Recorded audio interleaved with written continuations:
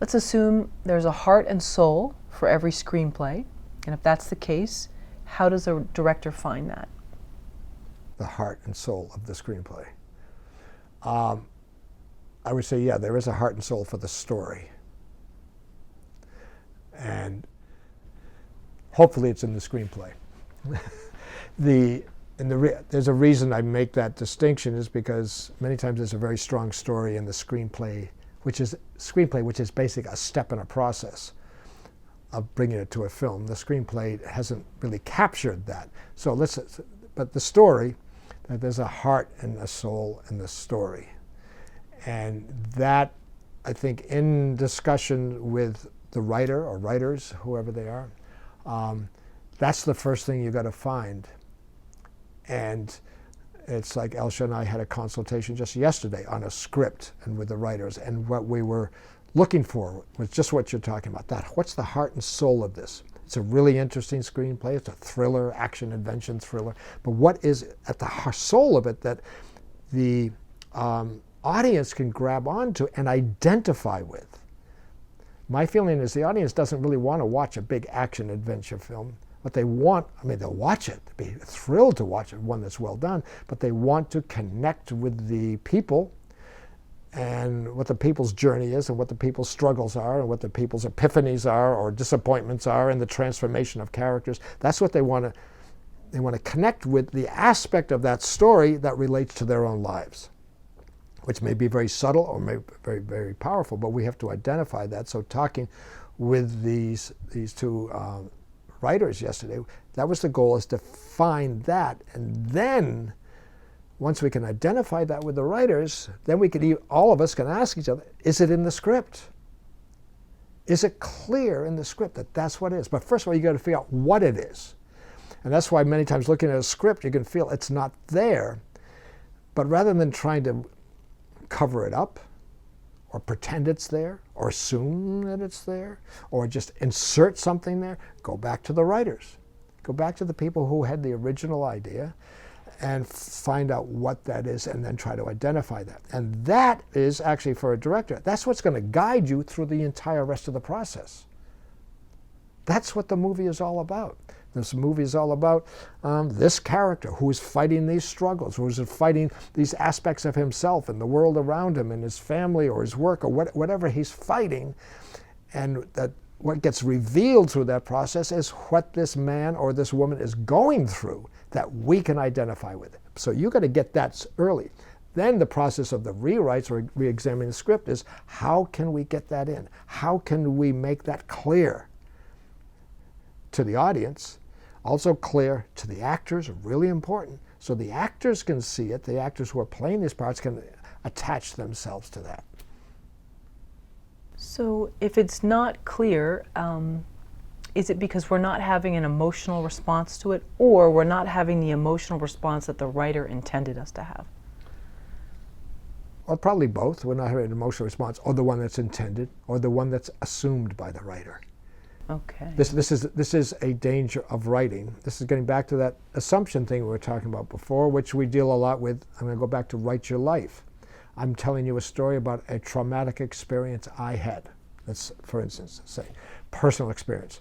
And I'm going to assume that if I tell you everything that happened, you're going to have the same emotional reaction I did. That's a huge assumption. You may not. A writer can write a script. It may be true, it may be personal, it may be totally fiction. But the writer writing that script and all those characters is having an emotional experience as he or she is creating it. With these characters, how they're relating to each other, all the twists and turns in the story, and they're going, oh, that's great, assuming that anybody else reading it will be having the same reaction. That may not be true. So that the assumption of the writer is a problem, can be a problem. And the best way to deal with that is really simple. You tell the writer, there's your problem. You wrote that scene and you're very moved by it. I read the scene, I don't get it. Okay, what you're intending is great. I'm not getting it, and other people are not. You're assuming that we're getting it because you are so identified with those characters in that situation. Okay, not a problem. Let's figure out how we can make it clearer to the audience so the audience does get it.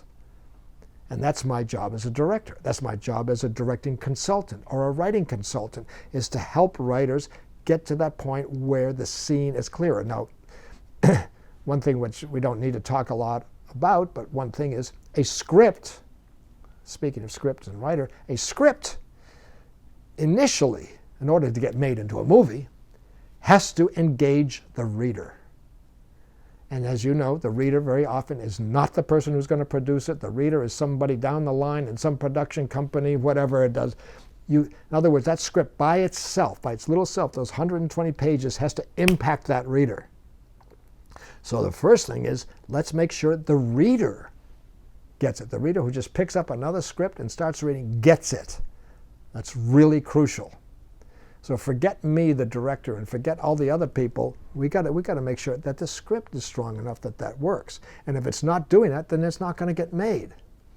And the writer can deal with his or her frustration, like, why can't they get it? Don't go there. Don't go, why can't they get it? Let's go back to how could, and this is what a lot of people, like Michael Haig and Chris Vogler and all those people who teach screenwriting, work with writers on. It's not, lots of times it's not about what the story is, it's about how do you craft these scenes and characters in a certain way that the writer will get it, and eventually all the other people who are going to work on it. So then the writer needs to know their assumptions and their lenses that they see the world through as well. Yes. Mm-hmm. Yes, exactly. That's why a lot of writers take Write Your Life. Just start to see, you're right, those lenses as you talk about, those filters that you're looking at, and the assumption is a filter. I'm looking through that. Well, you know, I had this, I'm just going to make this up, I had this bout with cancer, and I fought off cancer, and it took, robbed me of a year of my life, but now I'm a cancer survivor. And I could tell you about it, and you feel horrified by what happened, because I did, and frightened. And someone could tell me that, and I go, okay. It's not going to impact me the way you think it is, only because you, as you tell it, re-experience everything you went through. So that filter of assumption of a writer, even writing fiction, I created this great moment in a scene and nobody gets it. Well, then we have to keep working on it. I understand what you're going for. I understand what you want them to get. You haven't crafted it in a way for them to get it. So it's also understanding, not only from a writer's point of view, not only understanding their layer or barrier of assumption. And because every screenwriter, I think this is really true, finishes a screenplay, thinks it's brilliant. Hopefully they do. Otherwise, why do it? And that's an assumption too. But also, they have to realize that every reader has barriers against certain things that you have to plow through. You have to break through. You have to surprise them. You have to sort of find your way around the barriers and the obstacles that the reader has within themselves. So yes, you have to understand yourself, and you have to understand, you can't say, why don't you get that? You have to understand they don't get it for a reason.